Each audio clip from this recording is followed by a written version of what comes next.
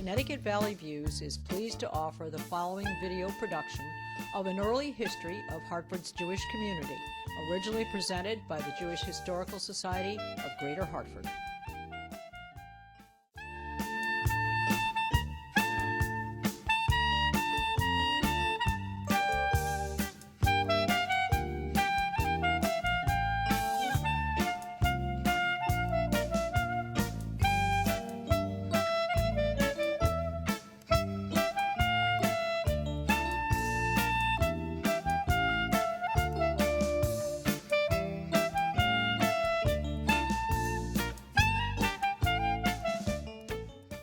The origins of the Hartford Jewish community are similar to many medium-sized communities in the mid-19th century. It is an important history to be told because it offers insight into the larger picture of Jewish life in America, as well as providing details about life lived on the local level. It was places like Buffalo, Omaha, Portland, and in Hartford, as well as in hundreds of other cities and towns, that immigrants settled, made a living, reuniting families separated by the process of migration, and created new institutional forms to suit their new living conditions and establish themselves in their larger communities. For American Jewish history, local community studies play a particularly significant role in fostering understanding of the past. Official government documents offer few clues about where Jews lived, how many actually established themselves in any particular place, how they earned a living, and how those patterns changed from decade to decade and from generation to generation. We can learn quite a bit by studying the Jewish history of Hartford, how it was similar to the American Jewish experience and like-sized communities, and the ways in which it differed, and in some cases was unique. Thomas Hooker, who founded Hartford in 1636, advocated government by the free consent of people. However, his definition of the people did not include women, Roman Catholics, Jews, or other members of any denomination outside of Congregationalism. The citizens' right to vote was restricted to white Anglo-Saxon property owners who were dues-paying members of the Congregational Church. The earliest recorded mention of a Jew in Hartford occurs in 1659, when court records mention David the Jew, who was a dealer in horses. Imagine what it might have been like to be a lonely itinerant peddler with a pack on his back, selling wares from one community to another in Connecticut, a community that embraced Hebrew but didn't want Jews. On September 2nd, 1661, the Hartford Town Meeting voted that Jews presently living in John Marsh's house were permitted to remain in Hartford only 7 months. We do not know how many Jews lived in this house. According to the land distribution records, John Marsh was one of the original congregational proprietors of Hartford. His home lot, on what was later Front Street, became the residence of many Jews in the 1880s and 1890s. During the 17th century, Jews in America represented a minute minority. At the time of the American Revolution, we represented 0.1% of the American populace. Even in 1818, when ratification of the new Connecticut Constitution brought an end to the congregational government in the state, the new Constitution still did not provide that Jews enjoy the same and equal powers, rights, and privileges of every society or denominations of Christians. While Jews could now hold public office in Connecticut, they were still denied religious freedom. By the 1840s, the situation for Jewish residents of Hartford improved. Pressured by a group of Connecticut business leaders, Gerson Fox among them, the Connecticut legislature in 1843 passed a special enactment stating that Jews who may desire to unite and form religious societies shall have the same rights, powers, and privileges which are given to Christians of every denomination. Up to this point, the Jews in Hartford unofficially worshiped together, and this community was largely German Jews. Arriving here, as well as to many other American cities, in the 1830s and 40s. Poor economic conditions in Europe brought these first immigrants to Hartford, where they were able to experience ethnic solidarity and participate in civic life. Some became prosperous merchants, first peddling their wares, then establishing retail storefronts. By 1850, Hartford's population of 18,000 included 200 Jews. Records show the presence of retailers, tobacco growers, tailors, milliners, jewelers, and proprietors of retail clothing stores and shops. The city directory at the time shows 13 out of 27 retail establishments were owned by Jews. By 1847, a group was finally able to organize the first Orthodox congregation, and Beth Israel was formed. In 1856, Congregation Beth Israel raised $28,000 to acquire the First Baptist Church on Main Street in Hartford, to be named Touro Hall after Judah Touro, a philanthropist from New Orleans who bequeathed $5,000 to each of 13 synagogues in the United States at that time. Beth Israel's congregants play important roles in building their congregation, the Jewish community, and the foundation of the development of Hartford. After the establishment of Beth Israel, Jews, for the most part, received social acceptance and acquired substantial connections. Harriet Beecher Stowe's husband, the Reverend Calvin Stowe, a scholar and professor in his own right, had close ties with the Jewish community. He was fascinated with the Jewish experience and was open enough to see Jews as important to his understanding as well. He seems to have adopted certain Jewish usages, such as studying to the extent he could Talmudic texts, growing a beard, and, it is said, wearing a cap, so that some in his congregational community began calling him Old Reb. Mark Twain entertained his Jewish friends at his Nook Farm home and even attended services at Beth Israel.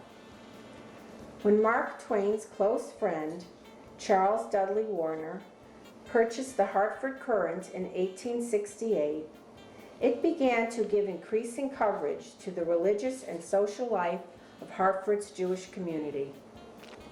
It was not unusual for events at Beth Israel to receive front-page coverage, or for a rabbi's sermon to be reprinted in its entirety for thousands of subscribers to read. These were some of the elite of Hartford, and to a certain extent American society, and they were closely tied to many 19th century Hartford Jews. By 1900, 1,500 Jews lived in Hartford, making their presence known through their prominence in business, charitable organizations, and civic activities. The national organization B'nai B'rith Lodge, a center of social, cultural, and philanthropic endeavors of the Jewish people, was founded in New York. And in 1852, the Ararat Lodge chapter in Hartford held its first meeting. The Jewish women of Hartford, members of Beth Israel, organized that same year a benevolent society of their own, known as the Deborah Society. Early records of these societies are all in German, evidence of the common origin and background of these early settlers. While the Ararat Lodge still exists, the Deborah Society disbanded after 139 years in 1991. Religious persecution in Eastern European countries in the late 1800s had a profound effect on Hartford as well as cities across America. Thousands of Jews fled Lithuania, Poland, Russia, and other countries, seeking haven in the United States. By 1920, Hartford's Jewish population had risen to 18,000, and East European Jews outnumbered Jews of German origin. They transformed neighborhoods and permanently altered the composition of Jewish life. Yiddish was now heard more often than German. These new settlers established religious, social, and charitable organizations composed of people from their own European communities. This progression exemplified the national pattern. Within a short time, over 30 new organizations in Hartford were founded to engage in charitable and mutual aid endeavors. The establishment of at least 13 and possibly more synagogues in Hartford between 1884 through 1919 represents the variety of different countries these immigrants came from. In 1865, after years of conflicting factions within the congregation, Beth Israel became reformed, rededicated by the renowned Rabbi Isaac Wise. Many of the early congregations in the United States joined in the Reform movement in an effort to become more Americanized and assimilated. For example, introducing organ music, mixed seating, English service, and eliminating a prayer shawl and kippot. A new breakaway congregation formed, Ados Israel, that wanted to keep the Orthodox tradition, but faltered by the late 1870s. But in 1884, a new Ados Israel is formed, this one by East European immigrants. A magnificent synagogue was built in 1898 on the east side of Hartford, Market Street.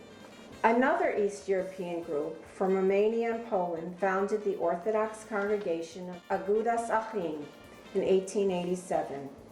They started out on Market Street but soon built a synagogue on Greenfield Street. Hartford's first conservative synagogue, Emmanuel, was organized in 1919 as B'nai Israel, but changed its name when it moved to a location on Main Street. They started a campaign, unusual in its day, to promote their Jewish modern synagogue, and it grew so rapidly that in 1927 they built the largest synagogue at the time, also on Greenfield Street. It had a seating capacity of 1,000. The sequence of locations of these synagogues typifies the history of Jewish immigrant groups in the late 19th century. Initially, they lived downtown in the East Side, where rents were cheap.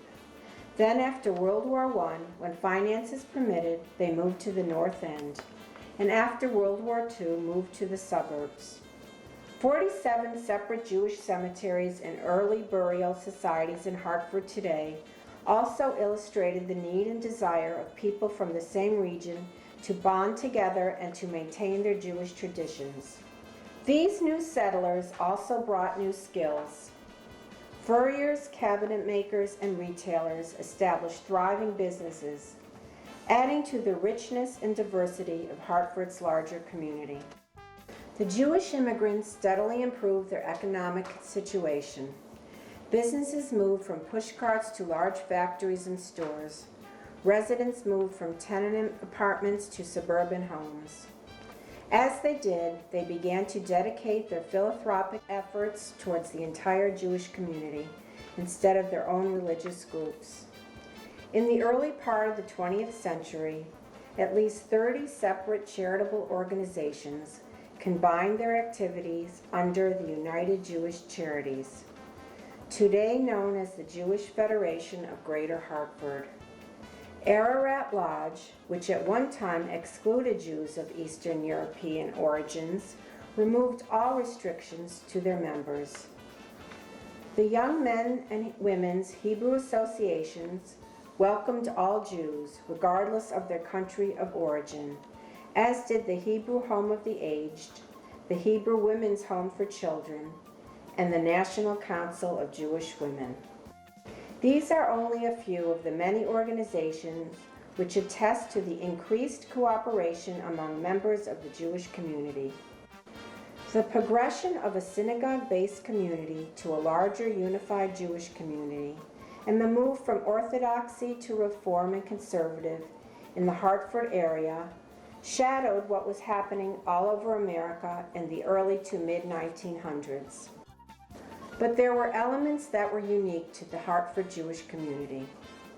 The first precedent that Hartford set was that in the time period between the 1920s to the 1970s, 3 rabbis, Abraham Feldman of Reform Beth Israel, Morris Silverman of Conservative Emmanuel, and Abraham Avrutnik of Orthodox Agudas Achim, all served their congregations for almost 4 decades, as well as achieving national prominence within their movement. No other Jewish community outside of metropolitan New York could claim such national rabbinic leadership within all 3 denominations. This achievement is also important because it occurred during an important era of synagogue growth within the religious community. Another fact that proved Hartford Jewry historically distinctive was that during the 1930s and 40s, the Jewish community shared an unequivocal commitment to the Zionist cause. In contrast to other communities, where rabbinic leadership was often divided over the question of Zionism, Hartford members shared a passion for Zionism. Hartford's commitment to Jewish education was also in the forefront when the first day school was established in 1940. Almost 30 years before such schools emerged in other mid-sized Jewish communities. Hartford Yeshiva, later to become the Bess and Paul Siegel Hebrew Academy, was only the 2nd Jewish day school to be formed in New England. In politics and government also, the Hartford Jewish experience was unique and set national precedents. In 1932, Hartford became the first New England district in the 20th century to elect a practicing Jew to Congress, Herman P. Koppelman. And later on, in the 50s, Hartford would be the first city in New England to produce a Jewish governor and senator, Abraham A. Ribicoff. Hartford is a community we can all be proud of. We need to remember and acknowledge the accomplishments of these first Jewish settlers, as they were significant in the adaptation of American life. We need to tell their stories to our children and grandchildren. We must remember the past and preserve the rich legacy that is the history of Hartford's Jewish community.